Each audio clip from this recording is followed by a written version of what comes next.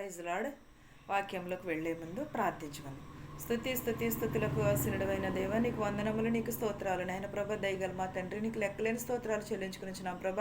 గడిచిన కాలం అంతా మమ్మల్ని కాచి కాపాడి సజీవ రెక్కలలో ఉంచినందుకు నీకు స్తోత్రాలు. నాయన ప్రభ, గడిచిన పునరుద్ధాన దినం నుంచి పునరుద్ధాన దినం వరకు మమ్మల్ని కాచినందుకు నీకు వందనములు. నాయన నీకు స్తోత్రాలు. నాయన ప్రభ, ఎంతోమంది ఈ తరుణం లేక బాధపడుచున్నారు ప్రభ. మాకు ఈ తరుణం దయచేసినందుకు నీకు వందనాలు. నాయన నీకు స్తోత్రాలు చెల్లించుకునిచున్నాం ప్రభ.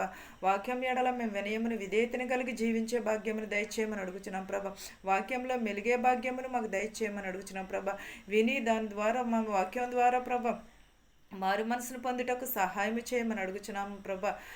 ప్రతి ఒక్కరి హృదయంలోనూ మార్చమని అడుగుచున్నాను తండ్రి. ఆమేన్. దేవుని వాక్యాన్ని మనము శ్రమలలో ఉన్నప్పుడే కాదు, మనం సంతోషముగా ఉన్నప్పుడు కూడా దేవుని వాక్యాన్ని చదవాలి. దేవుని వాక్యాన్ని మనము ఆదివారం చర్చికి వెళ్ళినప్పుడే కాదు, మనం ఇంటి దగ్గర ఉన్నప్పుడు కూడా వాక్యాన్ని చదువుకోవాలి. దేవుని వాక్యాన్ని మనం శ్రమలో ఉన్నప్పుడు చదివేసి తర్వాత ఏం చేస్తాము, శ్రమలో తీరిపోగానే వదిలేస్తాము. అలా కాకుండా మనం ఎప్పుడూ కూడా నిత్యము కూడా దేవుని వాక్యాన్ని ఆనందించాలి. మనం ఎప్పుడు కూడా వాక్యం ముందు సంతోషించాలి. బాధలలో కాదు, వాక్యము బాధలలో నెమ్మదినిస్తుంది. మన హృదయానికి మంచి ప్రశాంతతని ఇస్తుంది. బాధలలో నెమ్మదిని ఇస్తుంది. హృదయంలో ఉంచుకుంటే పాపము చేయకోకుండా కూడా అది వాక్యము చూస్తూ ఉంటుంది. తప్పు చేస్తే ఖండిస్తుంది, సరిచేస్తుంది. వాక్యము వెంబడిస్తే పాదములకు దీపమై మన త్రోవకు వెలుగై ఉంటుంది, వెలుగునిస్తుంది. లక్ష్యము చేస్తే అది మనకి వెలుగుగా ఉంటుంది. మనము వాక్యం నుండి తప్పుపోకుండా వాక్యంలో ఎలా మెలగాలి, ఎలా ఉండాలనేది మన హృదయంలో నింపుకుంటే అది ఎప్పుడును కూడా మన వాక్యము హృదయంలో ఉంచుకోవాలి. ఎప్పుడును వాక్యమును కూడా హృదయం, మన తలంపులను కూడా దేవునికి అప్పగించుకోవాలి. మనం ఎప్పుడును కూడా మనం నడిచినప్పుడు కానీ లేచినప్పుడు కానీ ప్రతి విషయంలోనూ కూడా దేవునిని ఆరాధిస్తూ ఉండాలి. మనం ఎప్పుడూ కూడా ప్రార్థన చేసుకుని నిమిషమును కూడా ప్రార్థన చేసుకుంటూ ఉండాలి. మనం ఎక్కడికి వెళ్ళినా ఏం చేసినా కూడా ప్రార్థనా జీవితమును కోల్పోకూడదు. మనం ఎప్పుడు కూడా నిత్యము కూడా మనము దేవునిని స్తుతిస్తూ ఉండాలి. మనకి ఎంత శోధన వచ్చినా ఎంత వేదన వచ్చినా కూడా చివరి వరకు కూడా మనము నిత్యము కూడా దేవునిని ప్రార్థిస్తూ ఉండాలి. ఎప్పుడూ కూడా వాక్యంలోకి వెళ్దామండి. యెషయా 30:19 చూద్దామండి. యెషయా 30:19 చూద్దాం. సియోనులో యెరూషలేములోని యొక్క జనము కాపురం ఉండును. జనమా, నీవిక నేమాత్రమును కన్నీరు విడువవు. ఆయన నీ మొర విని నిశ్చయముగా నిన్ను కరుణించును.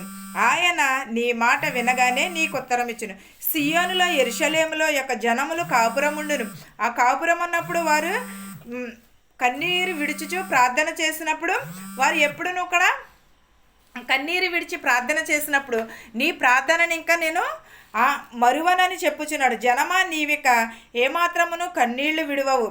ఆయన నీ మొర వినును. దేవుడు మన మొర వింటానంటున్నాడు. నిశ్చయంగా నిన్ను కరుణించునని చెప్పుచున్నాడు. ఆయన నీ మాట వినగానే మనము ప్రార్థన చేయించినప్పుడు మన మాట వినగానే దేవుడు మనకి ఉత్తరం ఇస్తానని చెప్పుచున్నాడు. మనం ఎప్పుడూ కూడా ప్రార్థన చేయాలి. నిత్యమును కూడా ప్రార్థన జీవితమును కోల్పోకూడదు. మనము ఎప్పుడూ కూడా దేవుని మన మొరలను ఆలకించేవాడు ఆయన. మన మొరను విని మనకి ఉత్తరం ఇస్తానని చెప్పుచున్నాడు. అలాంటినప్పుడు మనం ఇంకెంత విధేయత కలిగి ఉండాలి దేవునికి, మనం ఇంకెంత ధన్యతను కలిగి ఉండాలి. ప్రసంగి 6:2 చూద్దామండి ఒకసారి. ఏలయనగా దేవుడు ఒకనికి ధనధాన్య సమృద్ధిని ఘనతను అనుగ్రహించును. అతడేమి కోరినను అది అతనికి తక్కువ కాకుండును. అయినను దాన్ని అనుభవించుటకు దేవుడు వారికి శక్తిని అనుగ్రహింపడు. అన్యుడు దానిని అనుభవించును. ఇది వ్యర్థముగాను గొప్ప దూరవస్తునుగాను కనబడుచున్నది. ఎలాగండి? దేవుడు మనకి సమృద్ధిని ఇస్తానని చెప్పుచున్నాడు, ఘనతను అనుగ్రహిస్తానని చెప్పుచున్నాడు. దేవుడు ఏమి కోరినను కూడా మనకి అనుగ్రహిస్తానని చెప్పుచున్నాడు. దేవుడిని మనకి ఎన్నో కోరికలు అడుగుతూ ఉంటాం. మనము అడిగినప్పుడు దేవుడు మనకు ప్రతీదీ ఇస్తున్నాడు. మన దేవుడు ఇస్తాడని మన నమ్మకం చెప్పునే కదా దేవుని అడుగుతాము. మనం ఏదైనా కూడా ప్రతిదానికి దేవుడు ఉత్తరం ఇస్తానని చెప్పుచున్నాడు. దేవుడు మనకి అనుగ్రహిస్తానని చెప్పుచున్నాడు. నిత్యమును కూడా దేవుడు ఒకనికి ధన సమృద్ధిని ఘనతను అనుగ్రహించును. అతడేమి కోరునను అతనికి తక్కువ కాకుండానని చెప్పుచున్నాడు. ఆయన దానిని అనుభవించుటకు దేవుడు వారికి శక్తిని అనుగ్రహించును. అన్యుడు దానిని అనుభవించును. ఇది వ్యర్థముగాను గొప్ప దూరస్తుడుగాను కనబడుచున్నది. ప్రసంగి రాసిన సొలొమోను ఏమని చెప్పుచున్నాడు? సూర్యుని క్రింద ఉన్నది ప్రతిదీని కూడా వ్యర్థమే అని చెప్పుచున్నాడు. అదే ప్రసంగి ఏమని చెప్పుచున్నాడు? దేవుడు నీకు సమృద్ధిగా ధనమును ఘనతను అనుగ్రహిస్తానని చెప్పుచున్నాడు. అది అతడేమి కోరినను కూడా తక్కువ కాదని చెప్పుచున్నాడు. అలాంటినప్పుడు మనకు తక్కువ చేయనని దేవుడు మనకి చెప్పుచున్నప్పుడు మనము దేవునికి ఇంకెంత విధేయత కలిగి ఉండాలి. మనము నామకార్థముగా కాకుండా హృదయపూర్వకముగా దేవునికి కృతజ్ఞతాస్తుతులు చెల్లించుకోవాలి. మనం ఎప్పుడూ కూడా దేవునికి కృతజ్ఞతను కలిగి ఉండాలి. అది మానేసి మనం ఏం చేస్తున్నామంటే దేవునికి మనము దగ్గరగా కాకుండా దేవుని విడిచిపెట్టేసి మన కష్టాలు తీరగానే దేవుడిని మర్చిపోతున్నాము. అలాగా కాదు. కీర్తనలు 1-2 చూద్దామండి. యెహోవా ధర్మశాస్త్రమునందు ఆనందించుచు దివారాత్రములు దానిని ధ్యానించువాడు ధన్యుడు. దేనిని ధ్యానించాలండి? యెహోవా ధర్మశాస్త్రమును ధ్యానించమని చెప్పుచున్నాడు. ఒక చిన్న ఉదాహరణ, ప్రతిరోజు కూడా వ్యాయామం చేసి ఆరోగ్యంగా ఉన్నవారు ఎటువంటి రోగాల బారిన పడరని చెప్తూ ఉంటారు. వ్యాయామం చేసినప్పుడు వ్యాయామం చేస్తే ఏ రోగాలు రావు, ఏవి కూడా మీ దరికి రావు అని చెప్పి ప్రతిరోజు వాక్యాన్ని ధ్యానించి ప్రార్థించే వారికి ఎటువంటి శోధనలు వేదనలు కూడా రావు. అలాంటినప్పుడు రోజును మనం వాక్యాన్ని ధ్యానిస్తే దేవుని వాక్యము మనం హృదయంలో నింపుకుంటే ఎవరు ఏం బోధ చేస్తున్నారు, ఎలా చేస్తున్నారు అనేది కూడా ఉంటుంది. ఎప్పుడు దివారాత్రములు దాన్ని ధ్యానించేవాడు ధన్యుడని. వాక్యమును ధ్యానిస్తే మనం ధన్యులు కలిగి ఉంటాము. ఈ వాక్యమును మీకును మాకును మనందరికీ తోడయ్యుండును గాక. ప్రార్థించుకుని స్థుతులకు వస్తునుడైన దేవా, నీకు వందనములు, నీకు స్తోత్రాలు నాయన. గడిచిన కాలమంతా మమ్మల్ని కాచి కాపాడి సజీవ రెక్కలలో ఉంచినందుకు నీకు స్తోత్రాలు నాయన. ప్రభా, మా శత్రువుల్ని మిత్రువుల్ని దీవించమని అడుగుచున్నాం ప్రభా. ధనుకులనేమి వేదలనేమి దీవించమని అడుగుచున్నాం ప్రభా. ప్రతి ఒక్కరు కుటుంబంలో శాంతిని, సమాధానమును, కనికరమును దయచేయమని అడుగుచున్నాం ప్రభా. చిన్నవారు మొదలుకొని పెద్దవారి వరకు ప్రభా దీవించమని అడుగుచున్నాం ప్రభా. కష్టాల్లో ఉన్నవని, శోధనలో ఉన్నవని దీవించమని, వారి శోధనలు వేదనలు తీసివేయమని అడుగుచున్నాను నాయన ప్రభ. ఎంతోమంది నాయన ప్రభ హాస్పిటల్లో ఉన్నారు ప్రభ. వారిని స్వస్థపరచమని అడుగుచున్నాం ప్రభ. సొంత ఇల్లుల కోసం ఎదురు చూస్తున్నాం, వారిని ఉద్యోగాల కోసం ఎదురు చూస్తున్న వారికి దయచేయమని అడుగుచున్నాను నాయన ప్రభ. పిల్లలు లేని వారికి పిల్లలు దయచేయమని అడుగుచున్నాం ప్రభ. యవనస్తులు త్రొట్టిల్లో పోకుండా నీ పాదాల చెంత చేర్చుకోమని అడుగుచున్నాం ప్రభ. మాకు తెలిసి నాయన ప్రభ ఏమైనా తప్పులు చేసి ఉంటే క్షమించమని అడుగుచున్నాము నాయన ప్రభ.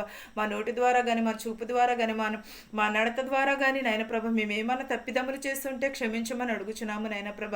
నిత్యము నిన్ను కొనియాడబడుటకు మాకు సహాయం చేయమని అడుగుచున్నాం ప్రభ. విరిగి నలిగిన హృదయమును దయచేయమని అడుగుచున్నాం ప్రభ. మా దేశాలని, మా సంఘాలని దీవించమని అడుగుచున్నాం ప్రభ. వాహనములు నడిపించుండగా ప్రభ, ఎవరెవరైతే ఏ వాహనములు నడిపించున్నారు ప్రభ, వారి వాహనములు సురక్షితంగా ఇంటికి చేరుటకు సహాయం చేయమని అడుగుచున్నాము నాయన ప్రభ. అనేకమైన వ్యాధులతో బాధపడుచున్నారు ప్రభ, వారి వ్యాధులను స్వస్థపరచమని అడుగుచున్నాం ప్రభ. రోగులను స్వస్థపరిచి యెహోవాను నేనే అని చెప్పిన దేవానికి వందనములు నాయన ప్రభ. మేము తెలియకే దాన్ని క్షమించమని అడుగుచున్నాను ప్రభ. ప్రతి ఒక్కరు హృదయములు మనసులు మార్చమని అడుగుచున్నాను ప్రభ. ప్రతి ఒక్కరు కుటుంబంలో శాంతిని, సమాధానమును, కనికరమును దయచేయమని అడుగుచున్నాం ప్రభ. ఇతర దేశంలో ఉన్న వారిని కూడా దీవించమని అడుగుచున్నాను ప్రభ. వారి పని పాటలు ఎందుకు కూడా ఉండమని అడుగుచున్నాం ప్రభ. ఎవరెవరైతే ఏ పనులైతే చేయుచున్నారో ప్రభ, వారి చేతి పనులను దీవించమని అడుగుచున్నాను నాయన ప్రభ. వచ్చుచున్న వెళ్ళుచున్న వారిని కూడా దీవించి ఆశీర్వదించమని అడుగుచున్నాను ప్రభ. నా ప్రార్థనను నీ పాద సన్నిధికి చేర్చుకోమని అడుగుచున్నాను తండ్రి. ఆమేన్. పరలోకమందున్న మా తండ్రి, నీ నామము పరిశుద్ధపరచబడును గాక, నీ రాజ్యం వచ్చును గాక, నీ చిత్తము పరలోకమందు భూవేందు నెరవేరినట్లును మా అనుదినాహారము నేడు మాకు దయచేయము. మా రుణస్థులను మేము క్షమించిన ప్రకారము మా రుణములను క్షమించుము. శోధన నుండి, దుష్టి నుండి తప్పించుము. రాజ్యమును, శక్తియు, మహిమయు నిరంతరము నీవై ఉన్నావు మా తండ్రి. ఆమేన్. ఆమేన్.